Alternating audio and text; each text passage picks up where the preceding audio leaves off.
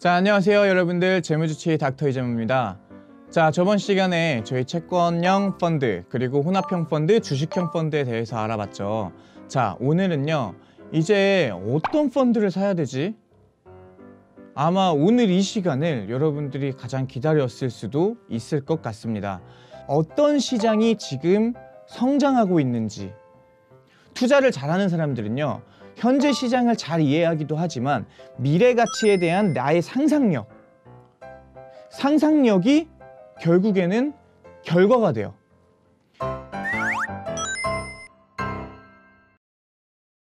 여러분들, 지금까지 우리가 3차 산업에서는 인터넷 기술, 그러니까 총 IT 산업이라고 하죠. 이 IT 산업이 가장 주목받고 곽광받는 기술들이었어요. 자, 그렇다면 이제 우리가 4차 산업이라고 뉴스에서 막 떠들어대잖아요. 근데 이 4차 산업에는 우리가 어떤 기술이 가장 핵심적인 요소들이 될 건지 예측을 해야 돼요. 자, 4차 산업의 핵심 키워드는요, 융합입니다. 어떤 광고들을 보면요, 내가 집에 딱 들어가면 내 기분에 맞게 조명을 막 바꿔줘. 내 기분에 맞는 음악을 틀어줘요. 이거를 사물 인터넷 기술, 즉 IoT 기술이라고 합니다. 그런데 이런 산업들이 발전하는 거는 아무것도 아니에요. 여러분들, 인공지능, 자동차 시장은요, 장담컨대요, 10년, 20년 안에 광고 시장으로 바뀝니다. 여태까지 자동차를 판매하기만 했다면 광고 시장으로 바뀌어요. 내가 차에 타서 운전을 차가 직접 알아서 해주니까 우리는 그 안에서 뭘 한다? 미디어를 시청할 수 있어요. 그래서 지금 넷플릭스 같은 미디어 기업들이 거기에 지금 주력을 하고 있는 거예요. 거기에다가 자율주행을 지금 주도하는 기업들이 몇 군데가 있죠. 글로벌 기업들, 글로벌 IT 기업들. 이 기업들의 핵심적인 기술은 인공지능이에요. 인공지능과 빅데이터 기술들이 융합을 해서 또 하나의 어떤 아이템들을 만들어내고 있는 거죠. 구글이 지금 인공지능을 활용해서 로봇들을 막 개발해내고 있어요. 이건 진짜 혁신이라고 할 정도로 이제는 로봇가요, 눈길을 걷다가 미끄러져요. 로봇가 사람의 감정을 자기가 가질 수 있다는 거예요. 자기가 직접 생각을 할 수 있다는 거지. 근데 여러분들, 이 로봇 기술들이 이제 막 활성화되기 시작하면요, 그 안에 들어가는 게 뭐예요? 수많은 반도체 칩들이 들어가지 않을까요? 자, 삼성, 그 다음에 SK 하이닉스, 우리나라가 세계에서 뭐가 가장 세요? 반도체 기술이 가장 셉니다. 반도체 기술이. 아직도 우리나라 반도체 기업들의 글로벌 시장 점유율이 거의 50% 이상, 60% 이상이에요. 그러면 4차 산업이 계속 발전한다면, 그러면 우리나라 반도체 기업도 같이 성장을 한다. 이런 부분들을 여러분들이 시간이 앞으로 5년이든 10년이든 지켜보고 우리가 펀드를 예측해서 가입을 할 필요가 있다는 거죠.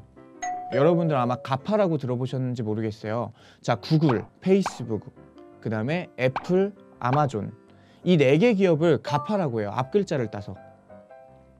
근데 이 가파의 시가총액이요, 2015년 기준으로 국내에 가입되어 있는 코스피 900개 기업의 시가총액보다 컸어요. 4개 기업의 시가총액이. 국내 기업들한테 투자해서 와, 몇 프로가 올랐다 박수치고 있을 때 여기는 몇백 배 이상 성장을 한 거예요. 단시간에. 우리나라는 아직 4차 산업이 아직 시작 단계에 불과하다는 거죠. 글로벌 시장을 잘 눈여겨보실 필요가 있다는 말이에요. 자, 여러분들이 펀드에 가입할 때 기업에 들어가는 펀드들도 있지만 국가의 지수에 반영되어 있는 펀드들도 있어요. 이런 것들을 보실 때 미국이랑 중국 시장이 계속적으로 성장할 거다라고 예측을 하고 있어요. 이거는 벌써 1, 2년 전부터, 아니 2008년부터 중국의 성장세는 시작이 됐었고요. 자, 그런데 우리가 또 저평가되어 있는 국가들을 찾아볼 필요도 있어요. 여러분들, 제가 재작년에 베트남에 한번 시장 조사를 하기 위해서 코트라랑 같이 갔던 적이 있는데, 베트남은 아직 단가들이 싸기 때문에 수출 공장들이 굉장히 많이 들어와 있어요. 굉장히 나이키도 베트남에서 만들고요, 그 다음에 애플 핸드폰도 만들고요, 많은 생산업들이 굉장히 활성화가 되어 있어요. 자, 우리나라의 한 80년대 상황과 굉장히 비슷해요. 70년대, 80년대 상황과. 그런데 되게 웃긴 건 뭔지 아세요? 최신 기술들은 다 도입되어 있다는 거지. 인터넷, 그 다음에 핸드폰도 사람들이 다 최신형 핸드폰을 갖고 다녀요. 자, 이런 국가가 앞으로 성장세가 계속 주목이 되는 거예요. 왜? 인구가 많고 아직도 걔네는 생산으로 계속 수익을 내고 있으니까. 이런 저평가된 국가들은 앞으로의 성장세가 무궁무진하다. 아직 한국보다 너무 뒤떨어져 있기 때문에 그들도 이제는 많은 기술들이 도입이 될 거란 말이에요. 그러면 어느 순간 갑자기 뻥 하고 올라갈 수밖에 없다는 거죠. 자, 오늘은 4차 산업에 대해서 한번 이야기를 해봤어요. 4차 산업에 대해서 이야기를 하려면 정말 끝도 없이 많아요. 저도 계속 공부를 하고 있고 앞으로 여러분들이 계속 끊없이 공부를 해나가야 될 부분인 것 같아요. 자, 오늘 제가 말씀드린 것들 4차 산업에는 인공지능 빅데이터를 기반으로 해서 많은 융합 서비스들이 만들어질 거다.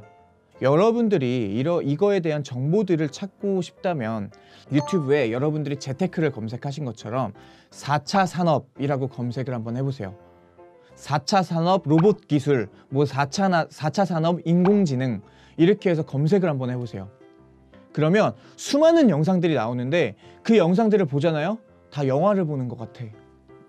말도 안 돼. 그런데 그 기술들이 지금 다 만들어지고 있다는 거죠. 자, 여러분들 펀드를 가입하실 때 내가 어떤 펀드에 가입을 하려면 미래를 예측하는 그 상상력의 힘이 필요하고요. 그리고 여러분들이 펀드에 대한 정보를 알고 싶다면 펀드 다모아, 뭐 펀드 마켓 이런 곳들, 이런 사이트에 접속을 해보시면요, 어떤 기업들이 묶여있는 어떤 펀드인지에 대한 부분들이 많이 나와 있어요. 그리고 그간 수익률이 어땠는지. 자, 여러분들이 수익률이 너무 올라가는 것만 보시면 안 돼요. 점점점 수익률이 떨어지고 있는데 앞으로 미래 발전 가능성이 있다 라고 하는 펀드들을 조금 눈여겨볼 필요가 있는 거죠. 그리고 4차 산업을 지금 주도하고 있는 아까 가파 같은 기업들이 포함되어 있는 어떤 주식형 펀드라든가 아니면 혼합형 펀드라든가 이런 부분들을 좀 눈여겨볼 필요 있고, 국가의 증시를 따라가겠다라고 하면 뭐 미국, 그 다음에 중국, 홍콩, 그 다음에 베트남 이런 부분들을 좀 눈여겨보실 필요가 있다는 거죠. 여러분들이 투자에 대해서 공부를 할 때는 내가 앞으로 기술에 대한 어떤 트렌드들을 조금 알기 시작해야 되고, 그리고 4차 산업이라는 어떤 기사만 나오면 계속 눈여겨보세요. 그래야지 여러분들은 내가 어떤 기술들을 개발하고 있는 어떤 국가의 어떤 기업에 그 기업들이 들어가 있는 라인업을 선택할 수가 있는 거예요. 그게 펀드 선택의 기준이 돼야 돼요. 여러분들이 조금만 스터디를 하셔서 이러한 펀드들을 좀 찾아서 뭐 올해는 정말 단돈 20만 원, 30만 원이라도 펀드를 시작해보는 이런 한 해가 되셨으면 좋겠습니다. 자, 오늘은 영상 여기서 마치도록 할게요. 여러분들 안녕.